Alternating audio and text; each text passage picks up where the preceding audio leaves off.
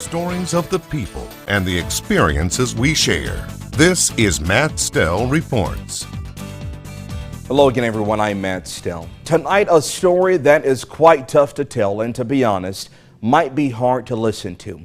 But it's the reality of two of our neighbors here in Lubbock, two people that have given their all to this city, whether it be through education, ministry, or even community activism.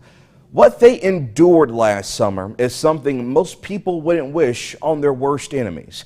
But recently, on September 28th, some closure. My youngest son, Marcus, called me.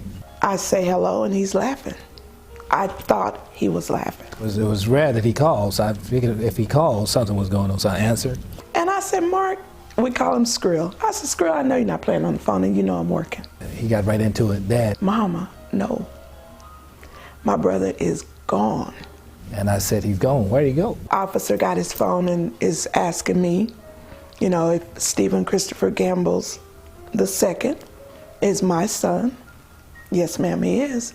I said, where is he? What's going on? He said somebody walked up on him and shot him in the head and killed him. And we need you to come down and make an identification. Quite naturally, I lost my mind. I didn't really know what to think at that point.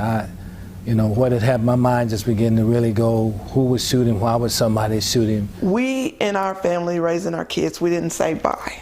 We said, I'll see you later. I had talked to him that morning. He was talking about selling his bags and, man, Mom, I'm gonna do this and this. And then I said, I'll see you later. He said, okay, bye, Mom. And I said, no, I'll see you later. And he said, bye. That was July 7th, 2021. On July 8th, Stephen Gambles Jr. was gone.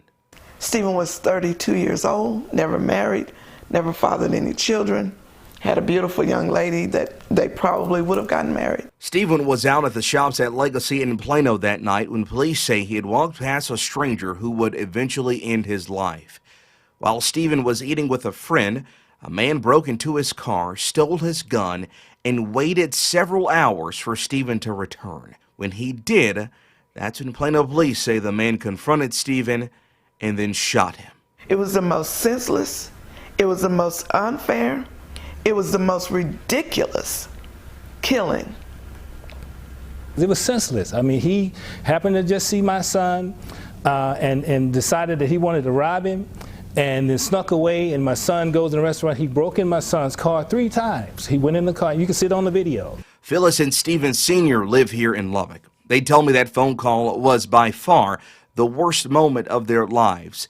But then came a promise from a detective. I'm going to prosecute and process this case as if this was my son. And I give you my word, I won't take a day off until I have the killer of Stephen Christopher Gambles II in custody. 14 hours later, Jordan Christopher Jacobs was arrested and charged with capital murder. 14 months later, his trial. We're watching our son. As many times as the DA felt it necessary to show that footage, they showed it to the point of brain matter in the seat. It took that Collin County jury less than 4 hours to come back with a guilty conviction and a life sentence without parole.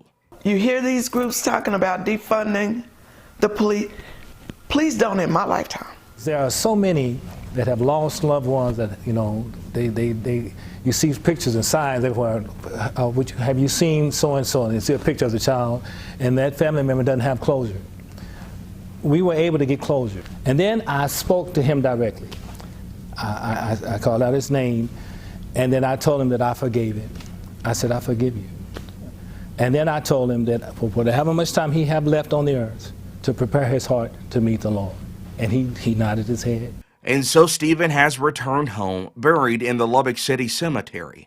What happened to him is what we call a tragedy. But for now, those who loved him most will remember him quite simply as a light. When he was born, he put pep in my step, rockets in my pocket. It just gives you more meaning to life. He was such a beautiful, beautiful, loving child. He was a young king that lived out loud. Stephen Sr., you heard there, is a local minister. I asked him, as a man of faith, is there anything that has given you peace or solace with this situation? He says he's reminded of a song he heard as a kid. God is a great consolator because no matter what you go through in life, He'll always find a way to console you. Once again, a heartfelt thank you to he and Phyllis for sharing Stephen's story.